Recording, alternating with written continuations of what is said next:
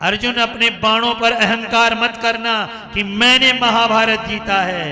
महाभारत गोविंद की मुस्कान ने जीता है। महाभारत में जब मुस्कुराते आते सबके बाण ढीले पड़ जाते थे, कवच छूट जाते थे। एक मुस्कान से ही काम तमाम हो जाता था, निशाना चूक जाता था। कृष्ण वो तेरा रूप मेरी आंखों में बसा रहे। जब आप मैदान में आते थे घोड़े दौड़ाते हुए और मैं घोड़ों के पैरों में बाण मारता था, घोड़े उछल जाते थे और उस समय आप भी उछल जाते थे और आपके बाल जब झड़कर के आगे आ जाते थे और आप जब बाल झड़का के मेरी तरफ देखते थे, सो छवि नैनन माही समाए। क्या चित्र उतारा भीष्म ने। हिंदी के पास शब्द नहीं है इस श्लोक के उत्तर करने के। वो छवि रथ के चलत हिलत बानर ध्वज, लहर लहर लहराए, सो छवि नैनन माही समाए। रथ के चलत हिलत बानर ध्वज, और आप जो देखते थे बस वही छवि आंखों में बसी रहे। हे गोविंद, मैंने प्रण किया था कल 5 पांडवों को मार डालूंगा। दुर्योधन कहता एक नहीं मारा दादाजी, और आप रात में ही द्रौपदी जी को लेकर आए। मैंने द्रौपदी को आशीर्वाद दिया, सौभाग्यवती भव। द्रौपदी रो पड़ी। आपने प्रण किया कल 5 पांडवों को मारूंगा। मैंने पूछा द्रौपदी तुझे कौन लाया? मैं तो मेरे सेवक ग्वाले के साथ आई हूं। दरवाजे पे देखा कृष्ण खड़े हुए। भीष्म जी ने पूछा आपके पीतांबर में क्या है ये? खोला तो द्रौपदी के पैरों की जूतियां थी कि भीष्म के शिविर में आते हुए बजे नहीं, इसलिए भगवान ने पीतांबर में बांधी है। भीष्म जी ने चरण पकड़ लिए। जिन भक्तों की जूतियां स्वयं आप उठाते हो उसे कौन मार सकता है? हे कृष्ण, मैं खुद ही कल मर जाऊंगा। मैं इच्छा मृत्यु वाला हूं, पर भीष्म जैसा भक्त ब्रह्मांड में नहीं हुआ। उसने कृष्ण को मरने का उपाय बताया। शिखंडी महारथी, शिखंडी को नपुंसक नहीं बताया भीष्म ने, महारथी शिखंडी। वो स्त्री था पहले जन्म में, इसलिए उसे आगे कर देना, अर्जुन को पीछे करके बाण मारना। मैं अस्त्र शस्त्र डाल दूंगा और कोई उपाय नहीं मेरे मरने का। कोई बताता है मरने का उपाय? भीष्म ने बताया। मरने के पहले भगवान ने कहा जब तक ज्ञान का सूरज डूबे युधिष्ठिर ज्ञान ले लो। युधिष्ठिर जी ने जो ज्ञान लिया अनुशासन पर्व कहलाता है। महाभारत की कथा करते हैं तो कथा करते हैं। उसके बाद में भीष्म ने गोपियों को याद किया। गोविंद ललित गतिबल गुहाश, गोपियों की मुस्कान, तेरा वो बांसी बजाना, काश मैं गोपी होता। रोने लगे भीष्म जी। मैं बनकर मोर रंगीला वृंदावन में जाता, तुम श्याम घटावन वर्षो। भीष्म जी ने गोपियों को याद किया, स्तुति।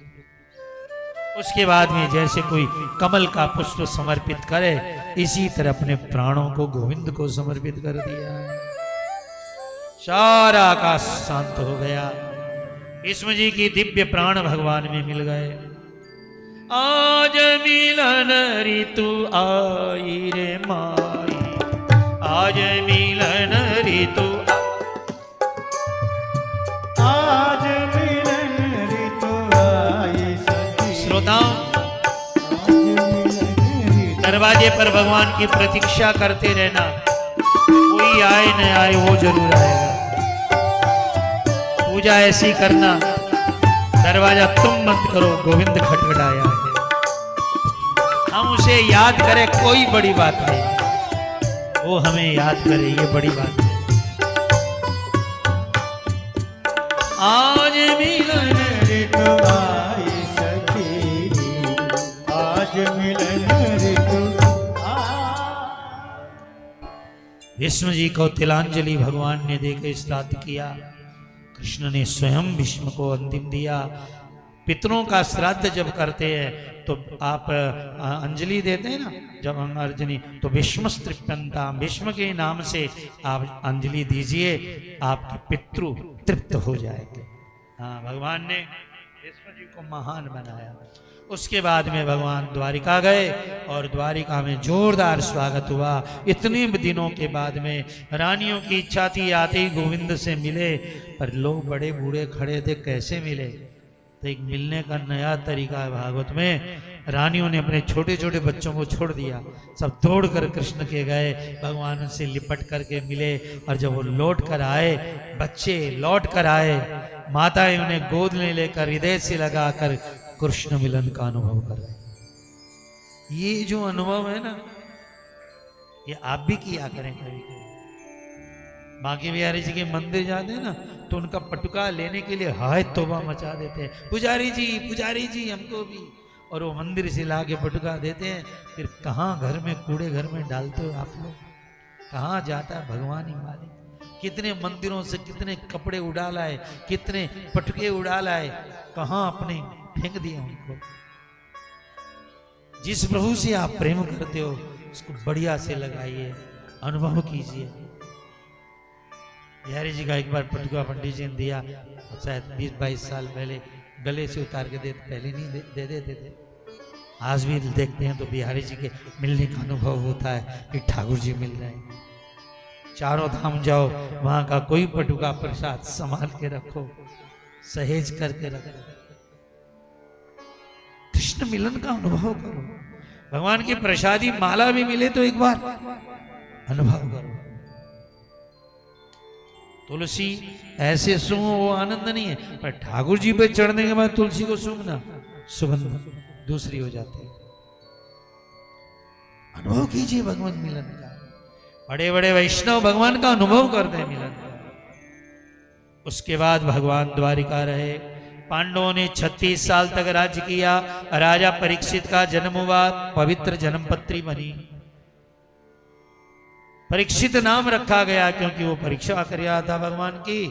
और उसके बाद परीक्षित जी बड़े हुए, विवाह हुआ, 36 वर्ष तक पांडवों का राज्य हुआ। इरावती पत्नी आई उसके, जन्मे जय आदि 4 बेटे हुए।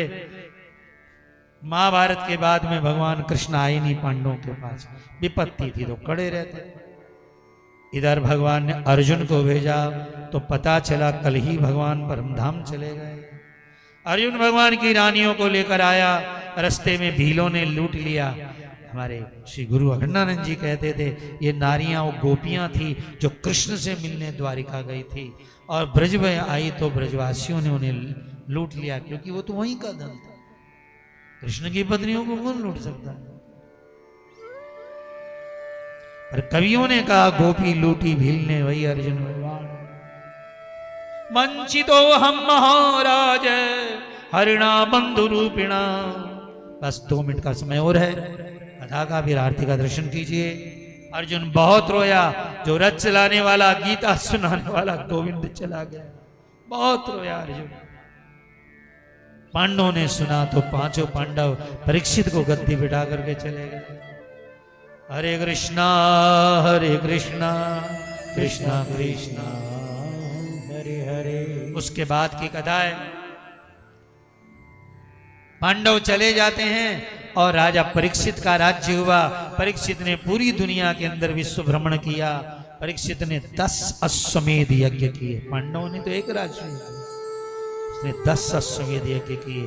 महान राजा, खूब दान दिया, कृपाचार्य को गुरु बनाया।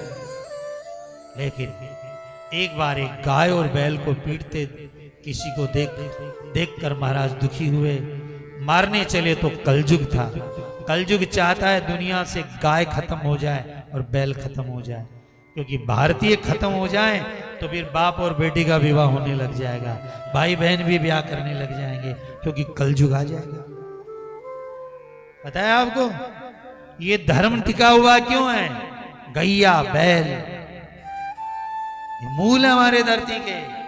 कलयुग मार रहा था, राजा परीक्षित मारने लगे, कलयुग ने पैर पकड़ लिया, महाराज मत मारिए, मैं पापों का भंडार हूं, कीर्तन करने से मोक्ष दे देता हूं। राजा ने विचार किया, मेरे घर का सत्यानाश जुए से हुआ, तुम जुए में रहो। मेरे यादों का सत्यानाश मदिरा से, तुम मदिरा में रहा। कुसंगत में तुम रहो, हिंसा में तुम रहो।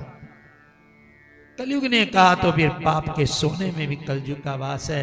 आज धन के कारण कितनों का गला काट दिया जाता है, मार दिया जाता है, हत्याएं हो जाती है। राजा परीक्षित एक बार मुकुट पहन करके, जो भीमसेन लाए थे, जंगल में शिकार खेलने गए, बुद्धि बदल गई। एक ऋषि के गले में सांप डाला और उनके पुत्र सिंही ने शाप दिया, आज के 8वें दिन तक्षक सर्प के काटने से मृत्यु हो जाए।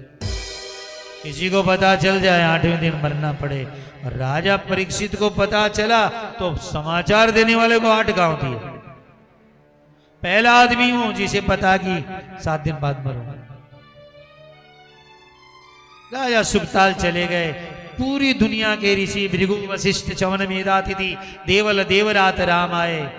कोई मुक्ति करा सकता है तो आ जाए। तो अब राजा परीक्षित की गर्भ में रक्षा किसने की थी? जो ब्रह्मास्त्र से नहीं मरा, कैसे मरेगा वो? एक ब्राह्मण के वाग्बाणास्त्र से वो मरा। तो सुधारने के लिए भगवान आए। तत्राययौ भगवान व्यास पुत्र, भगवान व्यास पुत्र बन करके आ गए। सुखदेव जी महाराज की जय हो। एक बार बोलिए सुखदेव भगवान, भागवत भगवान की जय हो। सुखदेव जी महाराज ने वरीयानेशते प्रश्न कृतो लोकहिताय वै। बड़ा अच्छा प्रश्न है राजन। राजा कहता है 7 दिन में मरना पड़े तो क्या करना चाहिए? तो इदम भागवतम नाम पुराणम ब्रह्म संहितम, सुखदेव जी ने सुनाई, जो कल पुनः 3 बजे से हम लोग सुन पाएंगे। ऐसे कथा का समय 3 से 7 रखा है, और आप लोग आज 3:15 तक नहीं आए थे, तो फिर मैं भी 3:30 बजे आया।